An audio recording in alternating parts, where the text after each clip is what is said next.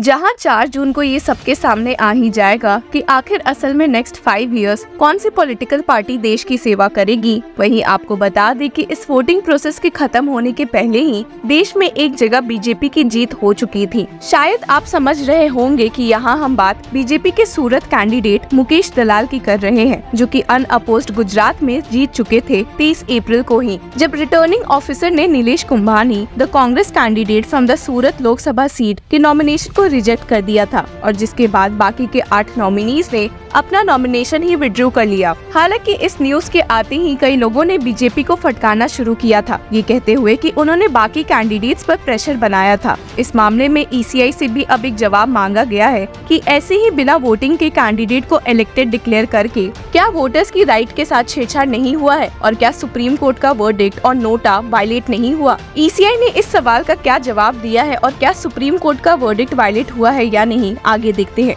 इसके साथ ही हम ये भी देखेंगे कि कुछ फॉर्मर हाईकोर्ट जजेस ने एक लेटर लिखते हुए प्रेसिडेंट डॉक्टर द्रौपदी मुर्मू, सीजे डीवाई चंद्रचूड़ और इलेक्शन कमीशन ऑफ इंडिया से क्या मांग की है।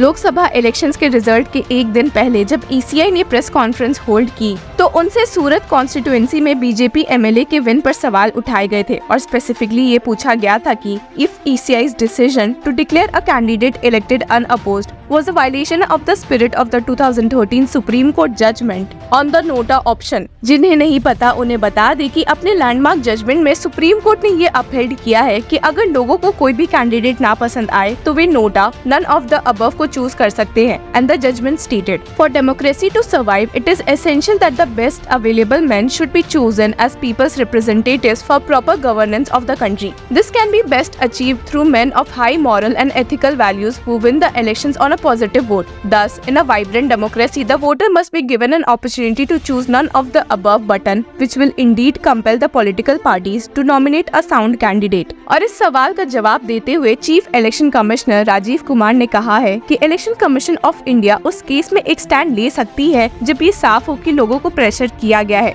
इलेक्शन प्रोसेस से अपना नाम वापस लेने के लिए। पर उस केस में ईसीआई क्या करे जब लोगों ने अपनी मर्जी से नाम वापस ले लिया हो, और ऐसे में भला सुप्रीम कोर्ट का वर्डिक्ट भी वायलेट कैसे होता है। He stated, the election commission can intervene if a candidate is pressured into withdrawing nomination, but not when it's consensual। हालांकि chief election commissioner Rajiv Kumar का ये जवाब सुनकर उनके सामने एक दूसरा सवाल ये आ गया कि क्या ईसीआई रूल्स में बदलाव का सोच सकती है कि उस केस में जहां एक कैंडिडेट अनअपोज्ड हो तो लोगों के पास फिर भी नोटा वोट करने का अधिकार हो। इस सवाल का जवाब देते हुए chief election commissioner Rajiv Kumar ने कहा कि इलेक्शन कमीशन ऑफ इंडिया तो चाहती ही है कि देश के हर कॉर्नर में पोलिंग हो, लेकिन he stated, but if candidates decide to withdraw nominations, what can we do? If they are under pressure, if they are locked up or forced, that's where our role comes in। But if they are doing it of their own will, how would I? और law के point पर add करते हुए he stated, therefore if you want a law according to which there will be no election where there is only one candidate, I do not think that would be right, but it is a must to ensure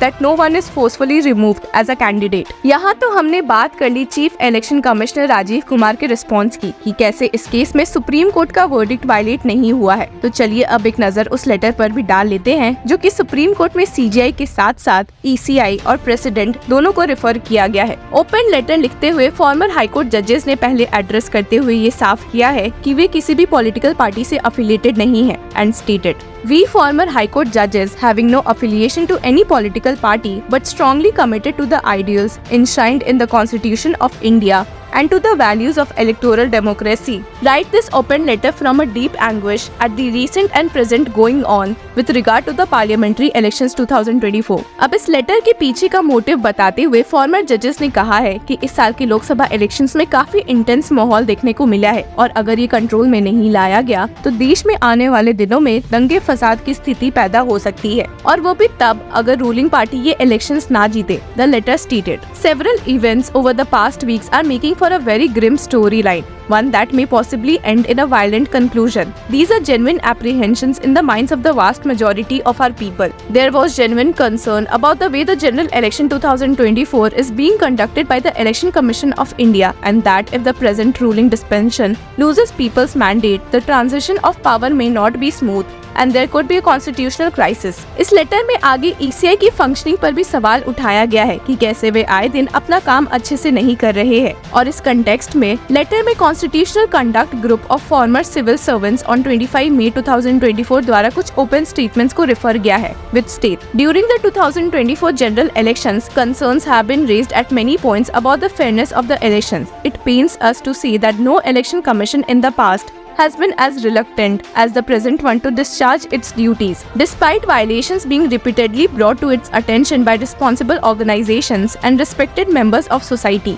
सिर्फ यही नहीं बल्कि ECI द्वारा form 17C को public नहीं करने पर भी लेटर ने संदेह व्यक्त किया है और स्टेट किया है कि The Election Commission of India's refusal to disclose the exact number of votes cast in each booth of every constituency and to make Form 17C of conduct of election rules available to the public, along with the minimal action taken against hate speech, targeting minorities and opposition parties by senior leaders of the ruling party are major concerns. और ये letter इसलिए president को भी लिखा गया है कि अगर इस इलेक्शंस के रिजल्ट में ज्यादा कुछ मुसीबतें आती है तो वे इसे संभाल ले। And the letter stated, in the event of a hung parliament, onerous responsibilities will be placed upon the shoulders of the President of India. We are sure that she will follow the established democratic precedent of first inviting the pre-poll alliance that garnered the largest number of seats. Also that she would endeavour to preempt the possibilities of horse trading. और supreme court में CJI DY Chandrachud को भी यही सोच के letter लिखा गया है कि देश में एक फाइनल अथॉरिटी के नाते वे इस मामले में इंटरफेयर जरूर करें जहां उन्हें सही लगे and stated,